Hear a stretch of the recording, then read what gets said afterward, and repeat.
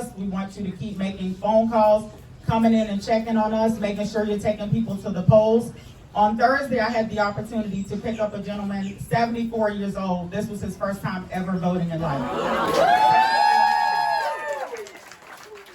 So it was such an amazing feeling. So those are the stories that keep people, amped up and encouraged to go voting. And if you've already voted, that's great. But let's take 5, 10, 20 more people to vote. Your neighbors, your nieces, your nephews, your sons, your daughters, your godchildren, your church members, your mentees, everybody. Just get everybody to go out and vote. So I'm going to pass the mic now to Olga McKenzie, who is the chair of the Democratic Party here in Glynn County. Hey,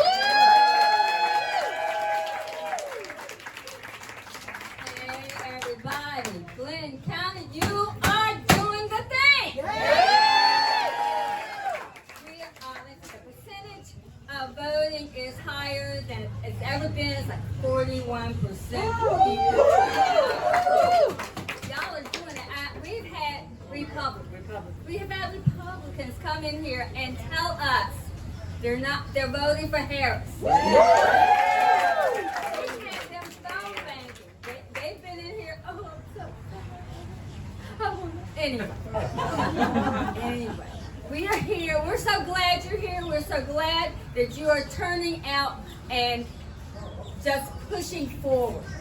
I have been looking at Kamala's rallies. Did y'all see last night? Yes! 30,000 people! It's amazing. I read a newspaper article and said she was stalling. I'm like, I wish stalling looked like 30,000 people. But it's not. She's not stalling. She's going on. All right, so we have our candidates here who are on the ballot. Audrey Gibbons, who is our candidate for District 5 School Board. Yay!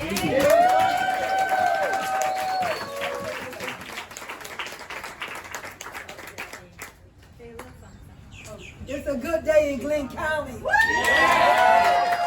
have been campaigning. We have been making phone calls, canvassing, postcards. And because of each one of you, we will make a difference on November the 5th. I thank you for your support as me as a candidate for the school board, District 5. We have 13,000 students in Glynn County school system. I represent District 5. We're challenged right now because we're trying to redistrict because we would like to integrate Brunswick Elementary School. So with your prayers and your support as we go forth, advertising and trying to get support and surveying how the best way to do it, please send your input so all our children have the same opportunity to be educated with the best teachers regardless of their zip code. Again, don't forget to vote. Don't forget to tell someone else to vote. Better still, carry them to vote. Vote November the 5th, Kamala Harris.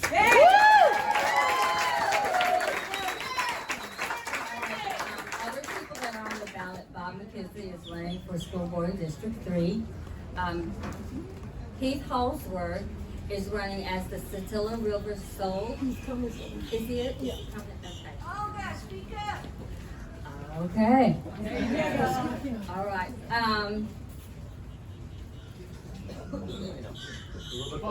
Okay, I'm going to, he's not here, but he will be here, and we will have him introduce himself when he gets here. Keith Holsworth is running for the supervisor for the Satilla River and Soil and Water Conservation District. He's the only one on the ballot, so he's gonna win!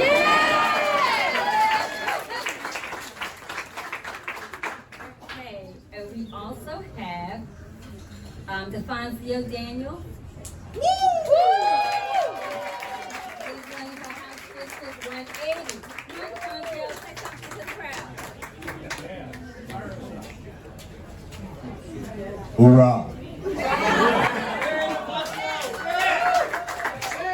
How y'all doing today? Y'all ready to get that win? All right, now my name is DeFoncio Daniels. I am running for House District 180 down. And I cover all of Jekyll Island off of exit 29 and all of that down there. We got a bunch of problems that we need to be fixed, that needs to be fixed, and you're looking at the solution. So.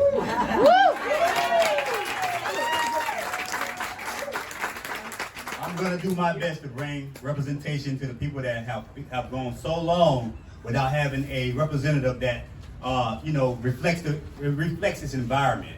So this is the goal. We're gonna get out here. We're gonna knock these doors, phone bank, and continue on the press. That's all we can do at this point. So look for you guys out there. Help me out as much as possible, and let's get the president or the vice president elected. So now,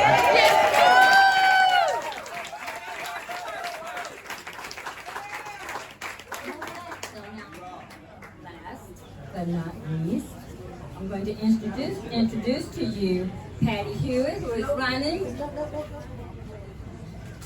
Wait. Okay. All right.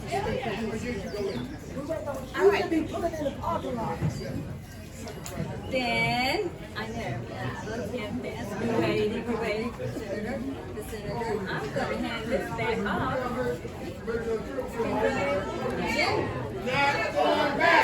We're not going back. We're not going back. We're not going back.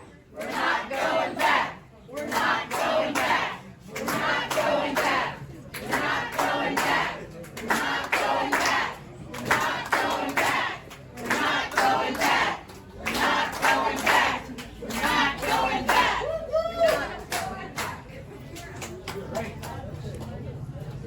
Okay. Let me hear you if you voted already. Thank Woo! you. Come on. It's not my turn yet. Not your turn yet. I can do call response though. When we fight, We win! when we fight, We win! when we fight, We win! who's gonna be president come November 5th? Kamala!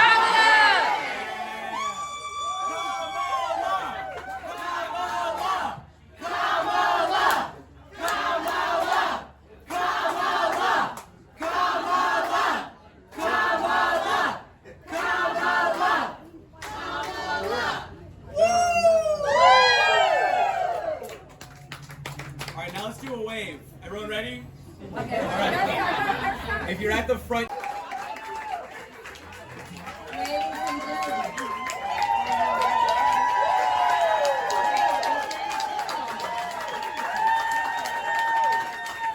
I'd like to introduce you, Patty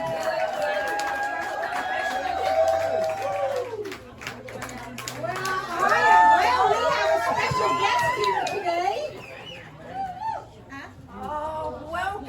Welcome to coastal Georgia. We are so happy to have you here today.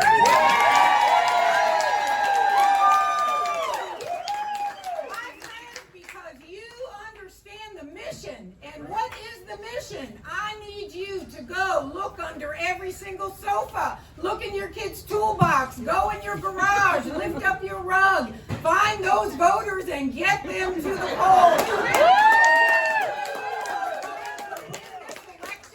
We are ready to make history. We have done it before. We got Reverend Warnock over the line a couple of years ago.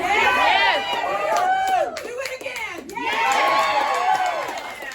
And it is now my distinct honor to present the leadership in the Senate that Democrats present to our country and to our world. Senator Jon Ossoff.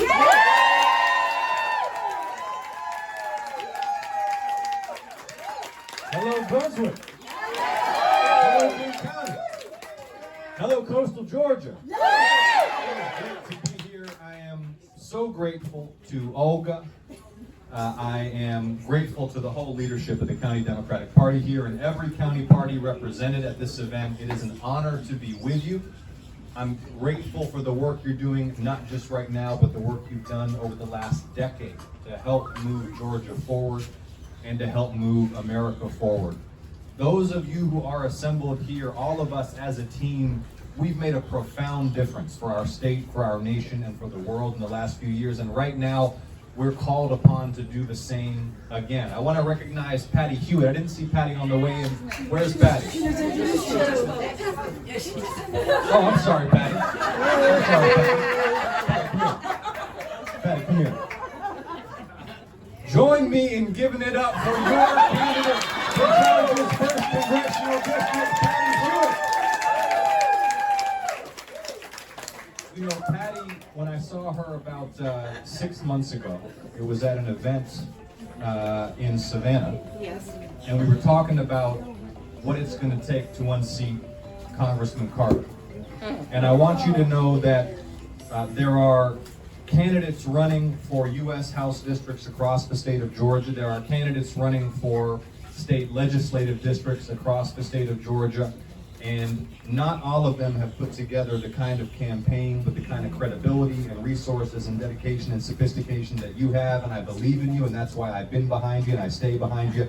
And thank you so much for running. Thank you, Pat. Thank you. Now look,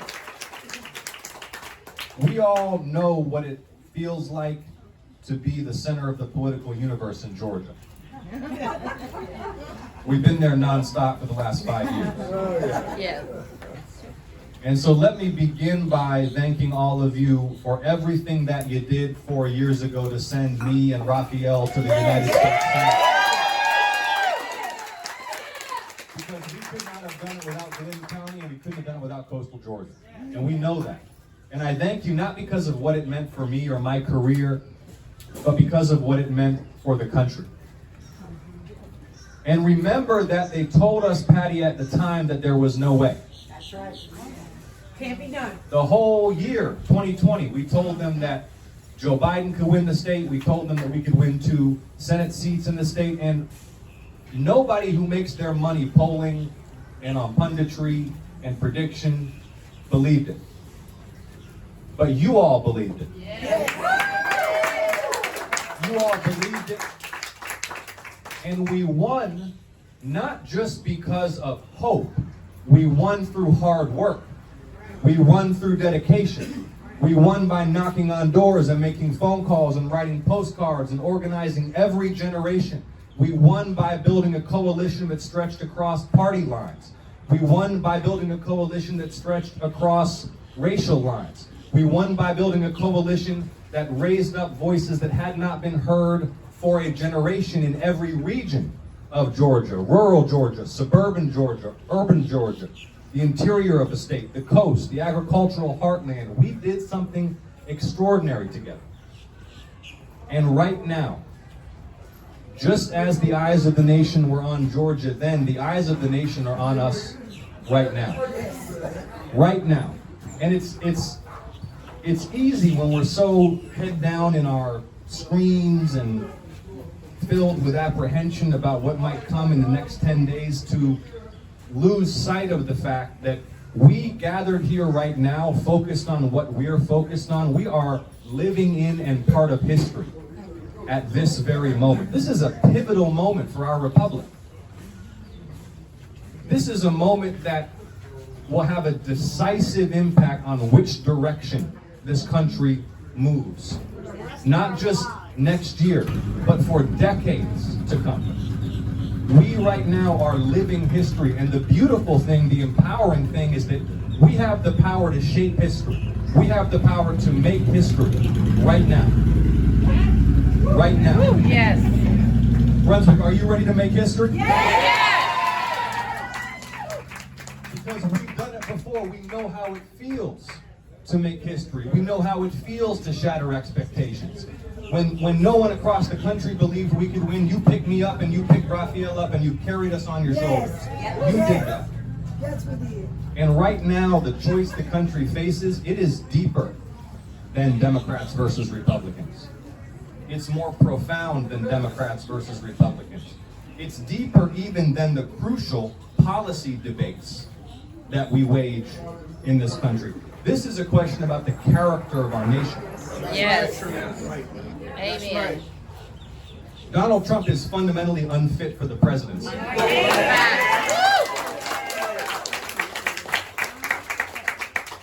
cannot be trusted to wield that kind of power. That's right. And that's not speculation because the man has bad manners. We've seen what he does with power, and we've seen the lengths he'll go to hold on to power. Facts. Take yourself back to January 5th. That was the day of the runoff in Georgia, January 5th. That was the day that the state of Georgia, with our complicated history, that we all know so well, the heart of the old Confederacy, the cradle of the civil rights movement, against the odds sent the young Jewish son of an immigrant and a black pastor who holds Dr. King's pulpit.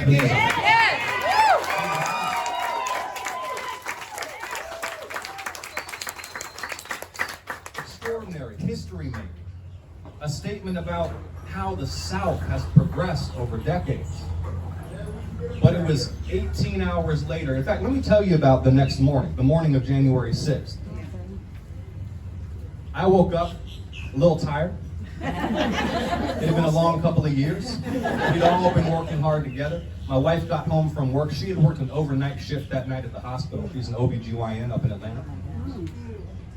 First thing that happened that morning, the president-elect called, Joe Biden called, to thank, not me, to thank Georgia for what we had done. Wow. Next thing, President Obama called to thank Georgia for what we had done. Next thing, I turned on the news. And it pains me that this is something that I can say and must say, but the defeated President of the United States had raised a mob on the National Mall that had marched to and sacked the United States Capitol. Truth. My goodness, what has happened to the GOP that they are so enthralled to this man? Rest assured that my colleagues in Congress from his party, they will not restrain him. They will not constrain him. Nor will he have anybody around him in the White House this time to do so. They assaulted the Capitol. Do you remember the phone call that he made? Yeah. To our Secretary of State? Do you remember that phone call? Fine. He called up the chief election official in a state where he'd been defeated and badgered and threatened him to, quote, find exactly the number of votes that he needed to win in a state he'd lost. This is deeper than Democrats versus Republicans. This is about the Constitution. This is about the rule of law. This is about core democratic principles, not Democrats like the Democratic Party principles, small d democratic principles, the principles of democracy. A pivotal choice that we face. And the contrast between these two candidates, it must be the starkest contrast in the history of modern American politics. Facts. In the history of the world. In Kamala Harris, we have a former prosecutor, United States Senator, Vice President, who is principled, who is tough, who is experienced. How has she wielded her power as Vice President? Well, let me tell you, I've seen it up close. She is the Vice President, so she is the presiding officer and the tie-breaking vote in the United States Senate. She helped shepherd to passage the bipartisan infrastructure laws, the most significant investment in America's infrastructure since the Eisenhower administration. It's pulling lead pipes out of our drinking water system so kids don't drink poison water in Georgia. It's expanding broadband internet to communities that lack it. It's upgrading every seaport, every airport in the state of Georgia. It's making our country more prosperous, safer, more competitive. She cast the tie-breaking vote to cap the cost of insulin for seniors on Medicare at $35 a month.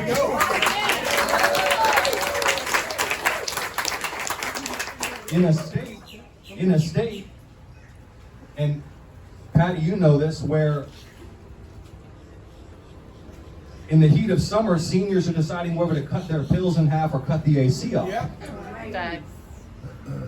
And paying hundreds and hundreds of dollars per month for insulin. This is life-changing, life-saving public policy. Wouldn't have happened without Georgia, by the way. We delivered the governing majority to get that done. That's what we're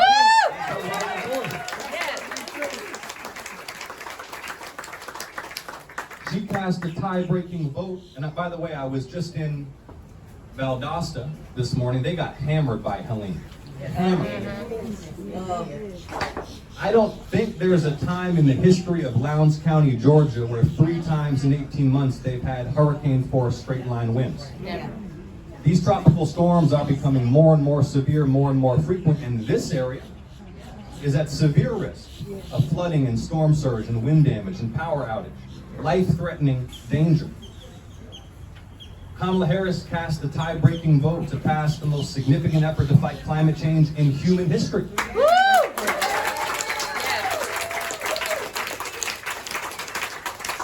And only because Georgia empowered us to do it. That's what we do. Donald Trump talked a lot about infrastructure, did nothing.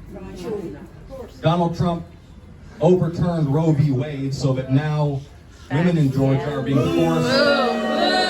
Don't move. Vote! Give this man a microphone. So that women in Georgia are being forced to continue with non-viable and high-risk pregnancies against their will. And then he tried to seize power after he lost it. Kamala Harris fights for ordinary people. Donald Trump fights only for himself. So this is the choice that we face.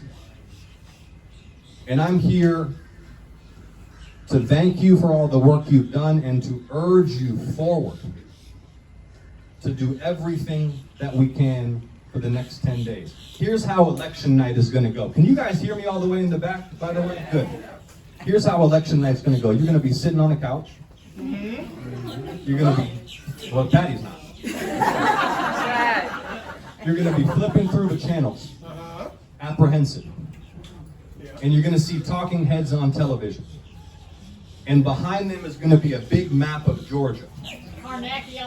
Okay, and they're going to say, mark my words, they're going to say, and it's all coming down to Georgia. And then that talking head is going to point down here and say, let's take a look at what's happening in Glynn County, Georgia.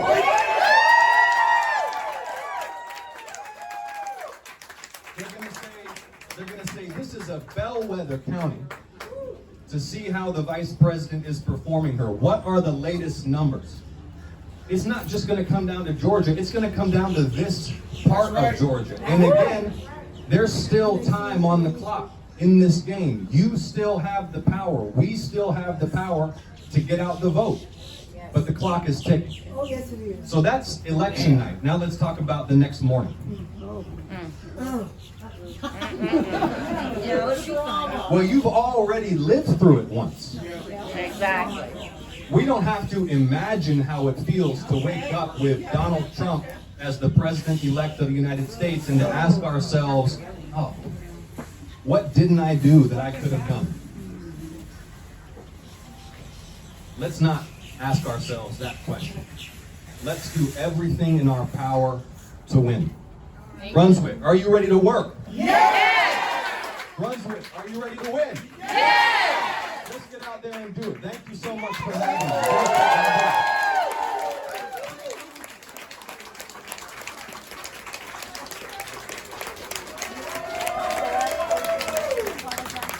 Thank you, guys. Thank you.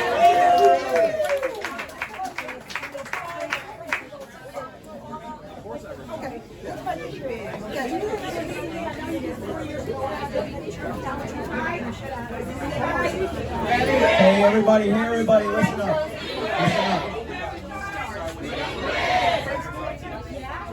Hey everybody, we are going to do a photo line. You don't have to worry about that. We're going to do a photo line. I just need everyone to line up on that edge of the side.